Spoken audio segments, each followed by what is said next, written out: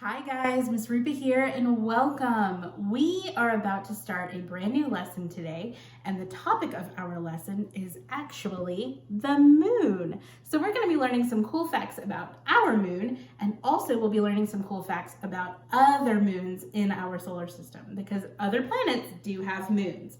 So let's go ahead and jump in. So our moon is a dusty ball of rock that is orbiting around our Earth.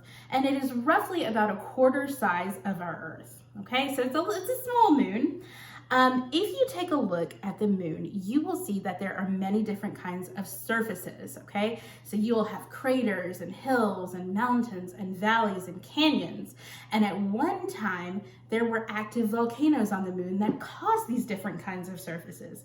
So I think that that is so cool. That our moon is not just a flat, a flat ball of rock out there. It's got shape and textures and all of these things. So that makes it so beautiful to me. It takes about 27.3 days for the moon to orbit around the Earth.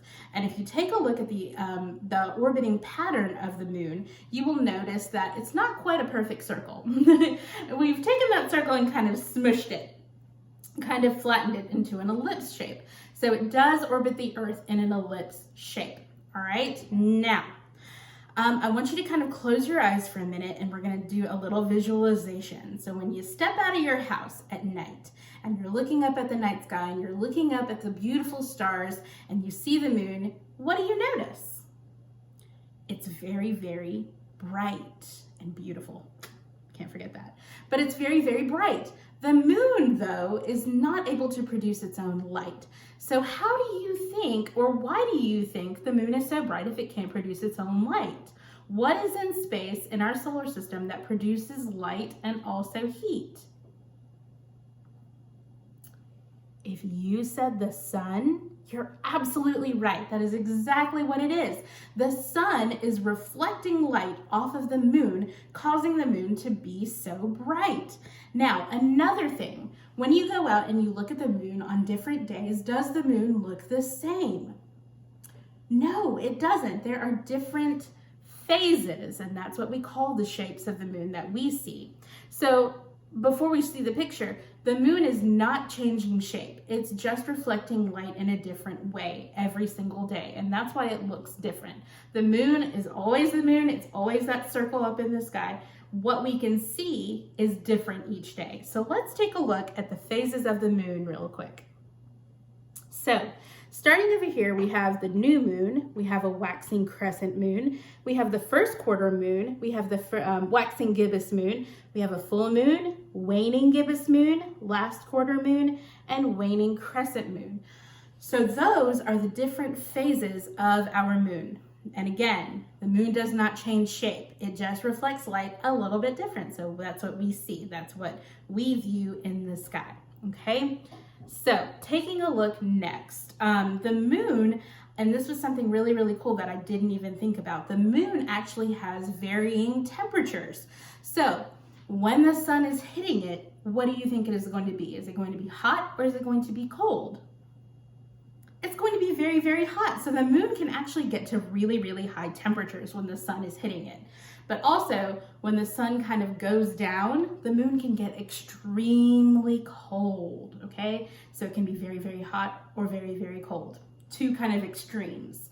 Another thing that I learned is that the moon actually has gravity. So when I think about space, I automatically think, oh, weightlessness. There's no gravity.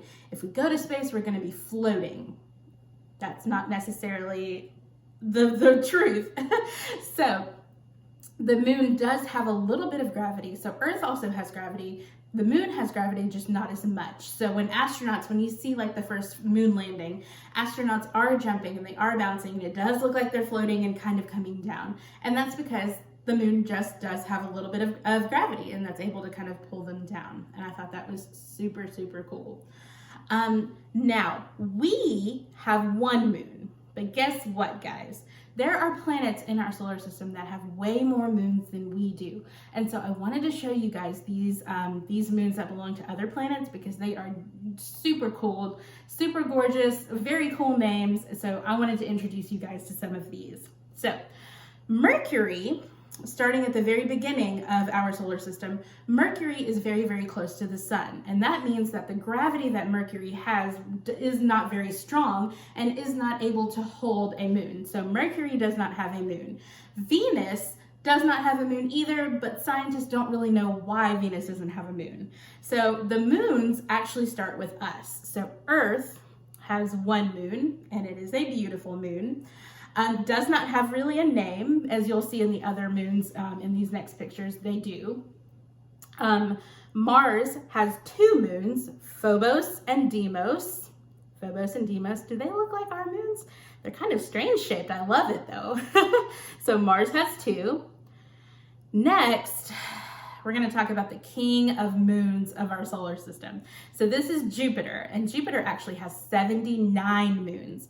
And these right here are the four most famous moons. So we're going to start with Europa, Io, Callisto, and then this big guy right here named Ganymede, okay? And Ganymede is the largest moon in our solar system, and it belongs to Jupiter.